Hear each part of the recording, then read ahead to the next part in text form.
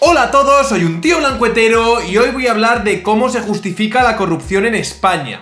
Ni yo, ni nadie del Ministerio, ni la Dirección General de la Guardia Civil ha interesado ni interesó del señor Pérez de los Cobos ni el informe ni conocimiento sobre el contenido del informe al que usted me ha hecho la pregunta.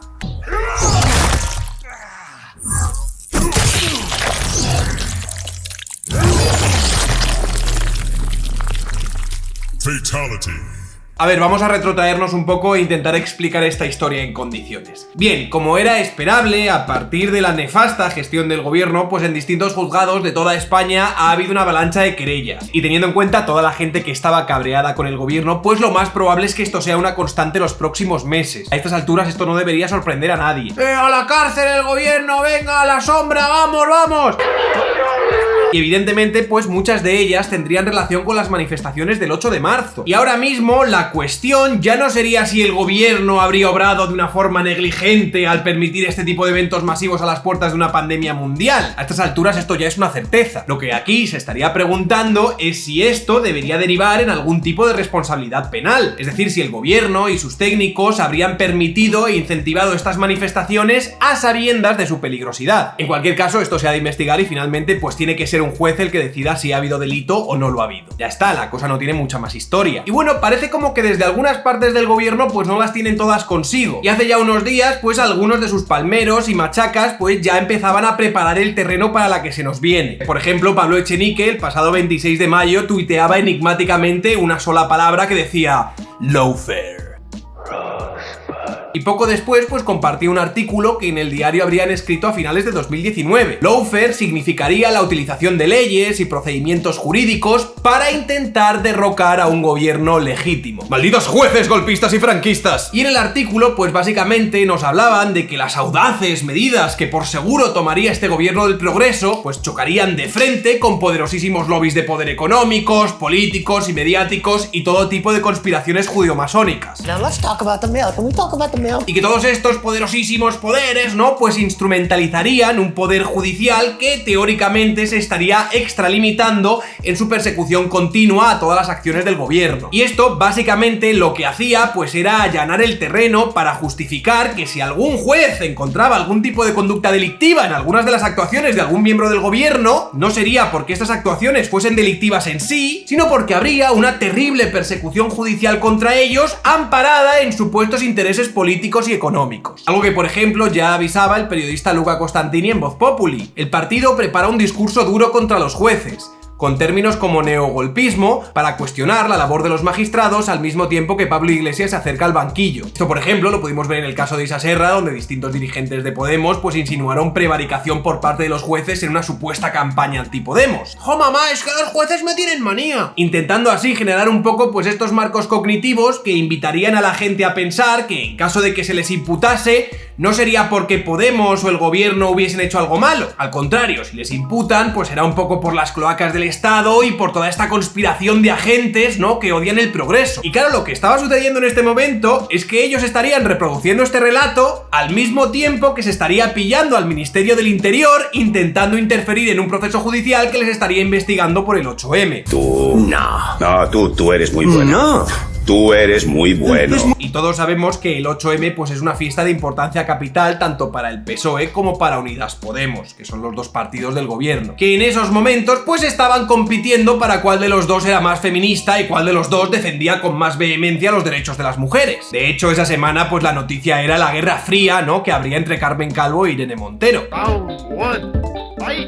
Hasta el punto de que en medio de una emergencia sanitaria internacional y a sabiendas de lo que estaba sucediendo en Italia en esos momentos, animaron activa y efusivamente a la gente a salir a las calles a manifestarse sin precaver de la potencial amenaza del virus. Que le va la vida. Algo que sucedía en España mientras en otros países se tomaban medidas súper drásticas, tía.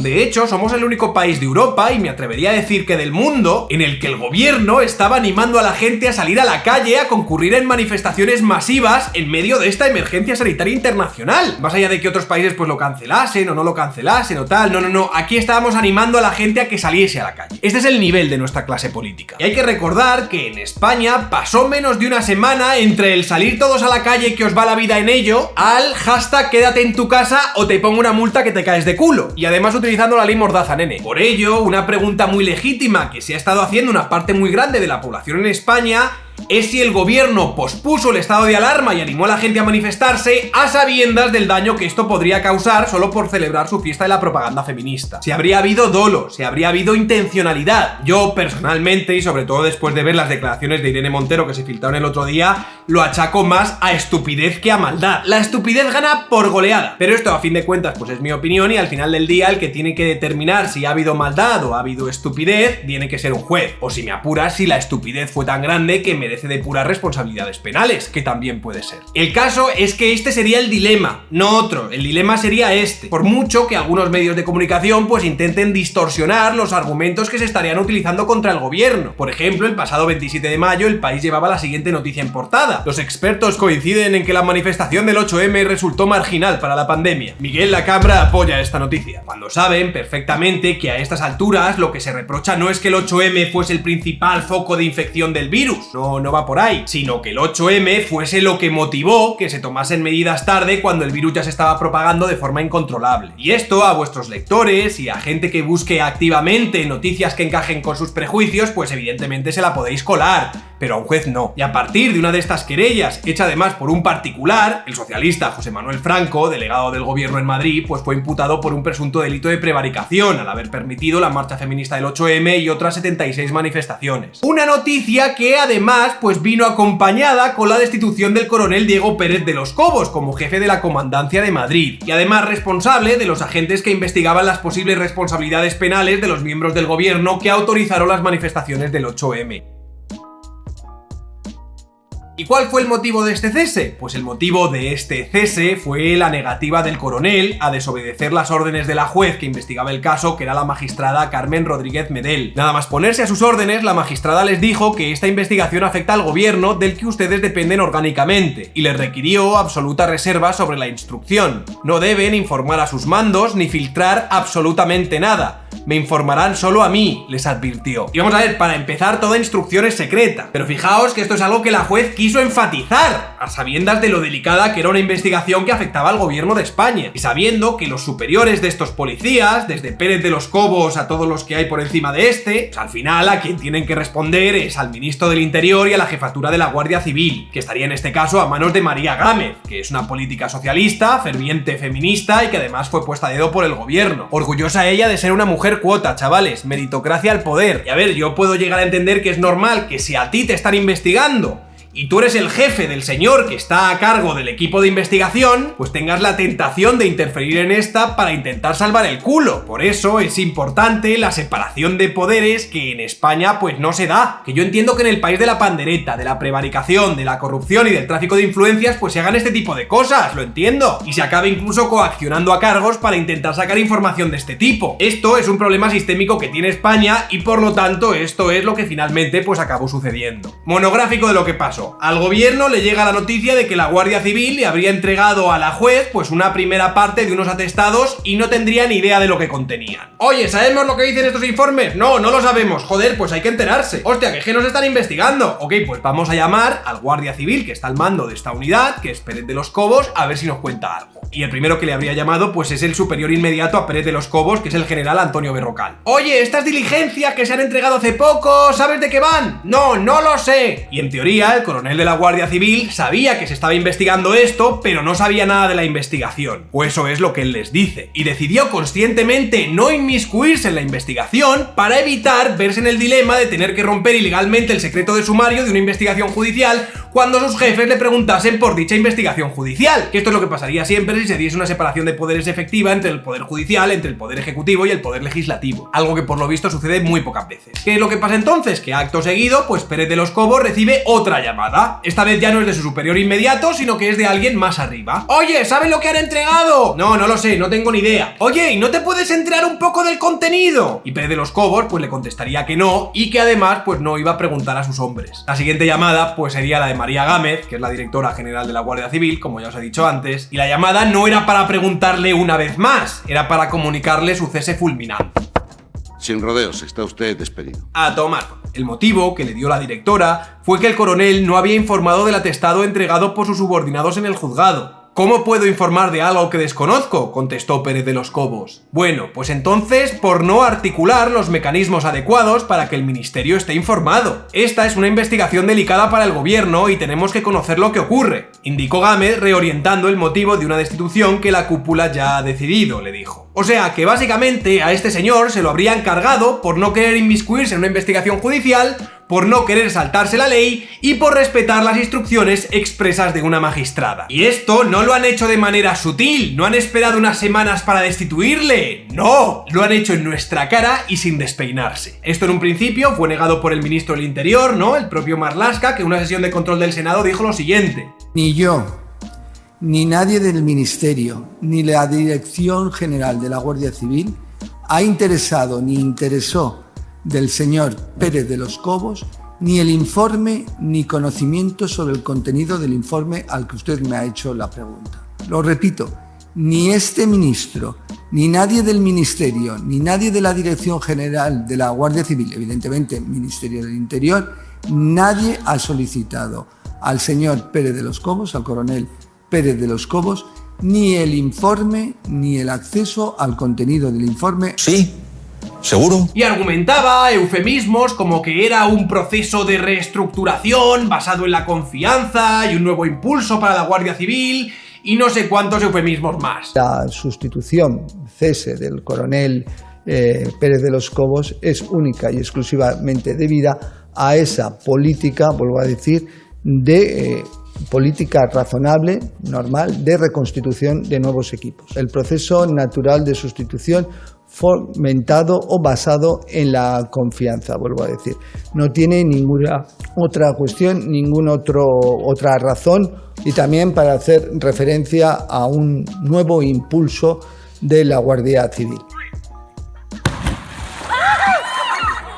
O sea, me estás diciendo que en mitad de un estado de alarma, en mitad de una pandemia, te pones a cambiar y a reestructurar toda la cúpula de la Guardia Civil sin ni siquiera tener un sustituto para estos. Que yo entiendo que esto se podría llegar a sostener si en el momento de la destitución ya tuviese a otro candidato para ponerse en su lugar. Pero si tú echas a un mando de la Guardia Civil en mitad de una emergencia sin tener a otro que lo sustituya, entiendo que tu prioridad es echar a este mando y luego ya reestructurar y poner a otros si acaso, pero lo principal era echar a este tío. Pero bueno, el caso es que Marlaska pues nos dijo por activa y por pasiva que el cese de Pérez de los Cobos no tenía nada que ver, pero nada que ver con el informe del 8M, nada que ver. Para que nos quedase claro, esto nos lo repitió 2 veces. Lo repito, que básicamente nos estaba mintiendo en nuestra cara sin pestañear. Y claro, la crisis abierta por el cese de Diego Pérez de los Cobos pues fue el detonante de una lluvia de dimisiones y ceses de otros mandos de la Guardia Civil, como fueron por ejemplo Laurentino Ceña o Fernando Santa Fe. Y cuando esto estaba sucediendo, los medios de comunicación con editoriales afines al gobierno, en lugar de denunciar este flagrante caso de corrupción, ¿no?, este escándalo que estaría pasando en nuestras narices, se dedicaron a justificar al gobierno y a cuestionar la veracidad del informe de la Guardia Civil, que por cierto ya se habría filtrado a los medios de comunicación. El problema, entonces, no era que el gobierno tratase de interferir en una investigación judicial que le señalaba directamente. Por esto, o se pasaba de puntillas o se compraba un poco la versión de Marlaska. Es que normal, es que si no había confianza, pues claro, no, joder, es que este señor ya tenía que haber dimitido por los eventos del 1 de octubre, joder, sí, tío. El problema era la supuesta mediocridad del informe policial. Tanto en el Plural, como en el Diario, como en La Sexta o como en El País, se dedicaban pues un poco a señalar los supuestos errores y bulos que contendría este informe, generando luego ellos además sus propios bulos en muchos casos sobre lo que se supone que decía este atestado policial. Por ejemplo, cuando el atestado documenta que el gobierno conocía desde enero la gravedad de la epidemia del coronavirus, es algo que documenta el atestado sin más, y lo ilustra pues con unas declaraciones de Pedro Duque, según las cuales los investigadores españoles pues ya trabajaban intensamente y conocían de la peligrosidad de la naturaleza del virus en enero. La noticia de La Sexta, por ejemplo, pues reconoce que esto es verdad,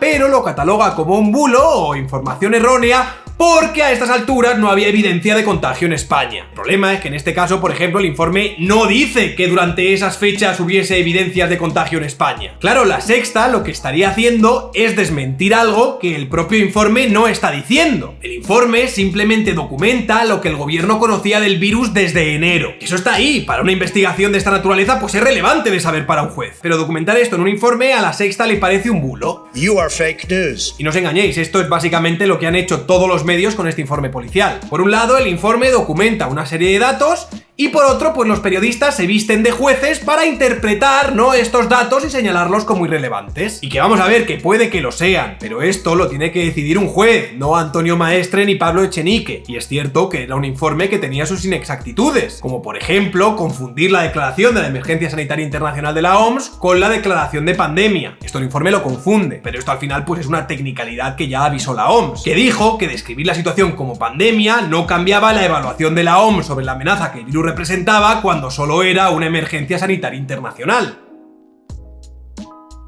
Y así los limpiabotas del gobierno pues empezaron a despedazar el informe filtrado, alimentando además el relato de que aquello era pues una persecución sin cuartel al gobierno. Y por ello básicamente todo estaba justificado, incluida la corrupción. Pablo Echenique, por ejemplo, llegó a poner por Twitter: parece que el informe sobre el 8M es un pastiche de bulos de estos que repite Vox como cacatúas. Noticias falsas y manipulaciones de comunicaciones oficiales. Así se entiende mejor lo de Pérez de los Cobos.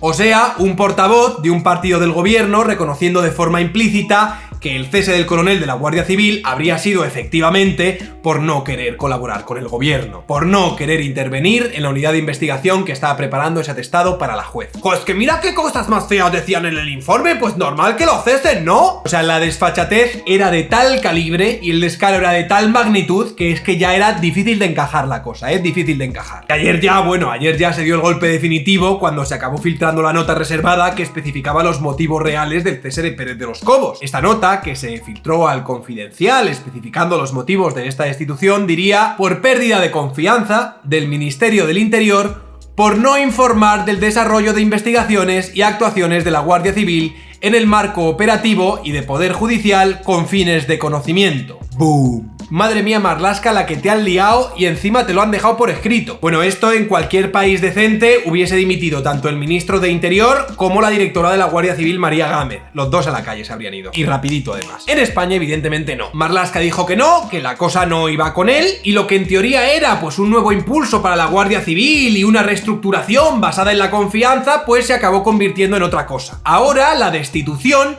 sí que tenía que ver con las investigaciones del 8M, pero porque el informe se habría filtrado a la prensa. Ese informe llegó a la autoridad judicial como debe ser y como procede y como este ministro y su equipo siempre defenderá. Pero había una circunstancia concreta que usted no refiere. El jueves a la noche, del jueves al viernes anterior a ese domingo al que usted dice, domingo-lunes, se filtró ese informe nada más ser entregado en el juzgado, en un medio de comunicación. Y evidentemente lo que preocupa a la gente que trabaja con este ministro, requirió la directora que se le informara qué pasaba con esa filtración. Usted sabe que una filtración es un delito de descubrimiento de secretos. Claro, la versión ahora del ministro es que el informe se habría filtrado a la prensa y claro, desde el ministerio llamaron pues muy preocupados. Oye, ¿quién está filtrando estas cosas? ¿Quién está entorpeciendo con una investigación judicial que va contra nosotros? Claro, amigos, claro. Cuando todos sabemos que la razón por la que este informe se acaba filtrando a la prensa es precisamente para que todos los medios afines al gobierno pues acaben despedazándolo, que es lo que hicieron. Y así hemos visto a nuestros maestres y echeniques hacerse el agosto con el informe en cuestión. Y claro, en el momento en el que se filtra esta nota reservada firmada por María Gámez, en la que desmiente directamente las anteriores declaraciones del ministro y admite que efectivamente el cese y la destitución de este mando de la Guardia Civil es por no querer colaborar con el gobierno, fijaos si aquello ya era un caso evidente y absolutamente flagrante, que algunos de los medios de comunicación que se dedican sistemáticamente a limpiarle las botas al gobierno pues tuvieron que señalar, por un poco de mínima decencia periodística, el elefante casi mamut que había en ese momento en la habitación. Una nota interna contradice a Marlaska y confirma que de los Cobos fue cesado por no informar de investigaciones. Esto es lo que decía el diario rindiéndose a la evidencia. Que la posición de Ferreras en La Sexta también fue un poco por ahí. Coño, que son descarados, que son vuestros perritos falderos, que sí, Pero es que no van a llegar a los límites estos que probablemente va a llegar el nuevo diario este de Podemos de la última hora. Yo me imagino que os dirán, joder, es que lo hemos intentado, chicos, pero es que nos lo ponéis verdaderamente difícil, colegas. Ayúdame a ayudarte.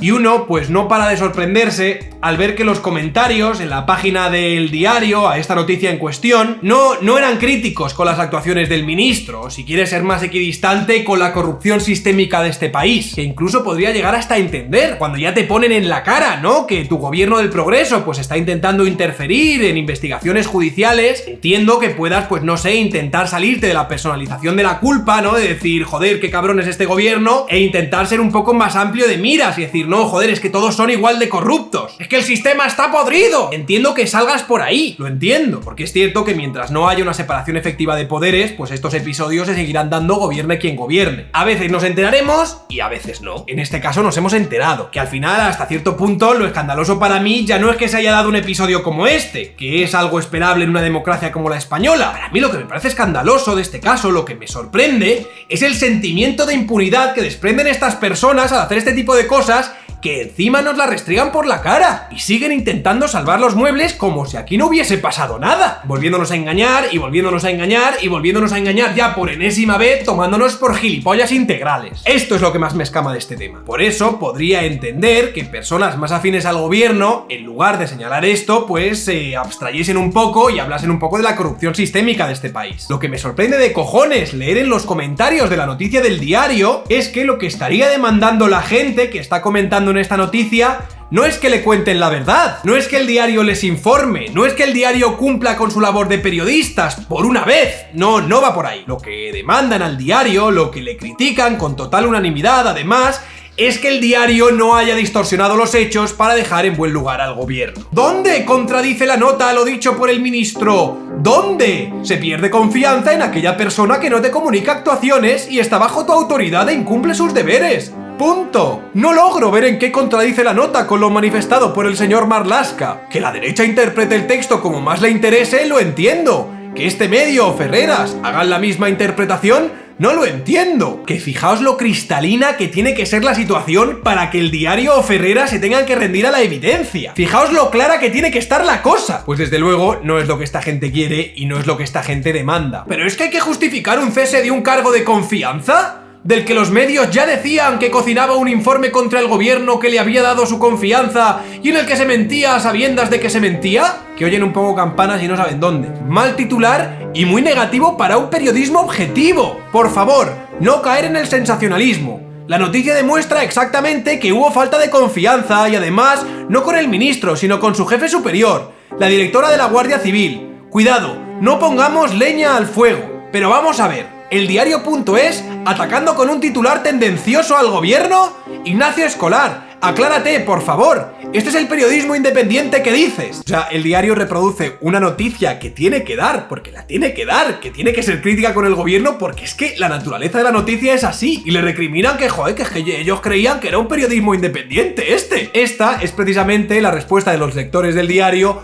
cuando el diario por primera vez es un poco independiente. Y no los he cogido de por ahí los comentarios, estos son los primeros comentarios que hay en la noticia, que además son los más votados. Podéis ir a echarles un ojo si queréis. ¿Cuál es la conclusión que sacamos de todo esto? A la gente no le interesa saber la verdad. A la gente le interesa que le cuenten lo que quiere escuchar para mantener intactos sus marcos ideológicos. O sea, miénteme, si hace falta, miénteme, pero por favor no te rindas a la evidencia. Y esto ya lo dijo Alexandria Ocasio-Cortez, que retrataba perfectamente la forma de pensar de una parte importante de nuestras sociedades. I think that there's a lot of people more concerned about being precisely, factually, and semantically correct than about being morally right. Es más importante la verdad moral que la verdad basada en datos. Que la realidad no se entrometa en tu mundo imaginario, por favor.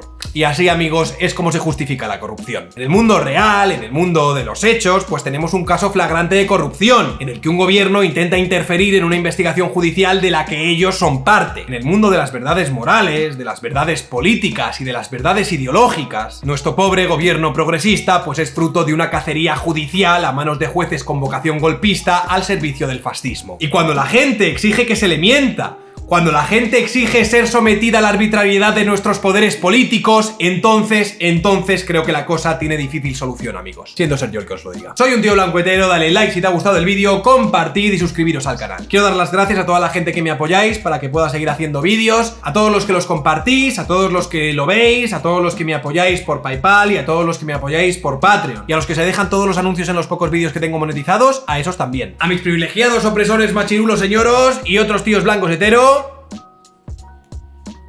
gracias de verdad, ahora más que nunca, no podría hacer esto sin vosotros. Me gustaría además redirigiros a una entrevista que me hizo el bueno de Kake Minuesa, que fue muy criticada y que por ello fue muy criticado Kake Minuesa, no por personas de izquierdas en este caso, sino por esas personas de derechas que se creen que yo soy un peligroso infiltrado bolchevique, feminista y todo esto. Por favor, a todos los que conservéis un mínimo pensamiento crítico y racional, meteos en la entrevista, dadle un poco de amor a Kake Minuesa y coño, suscribiros a su canal, que si algo es este señor, es una persona valiente. Y bueno, en el próximo vídeo intentaré hablar de las revueltas en Estados Unidos y todo el tema este con George Floyd, que incluso nos ha salpicado aquí, que he visto a gente protestando por esto en Girona. ¡En Girona! Me explota la cabeza. Y este domingo traeré a nuestro directo al canal al periodista Julio Valdeón, que es el autor del libro Separatistas ante los ropones y que además es corresponsal de La Razón en Nueva York, y que nos informe un poco pues cómo de locas están las cosas por allí, ¿no? En fin, no quiero aburriros más y además no tengo mucho más que decir, así que un saludo y hasta otra.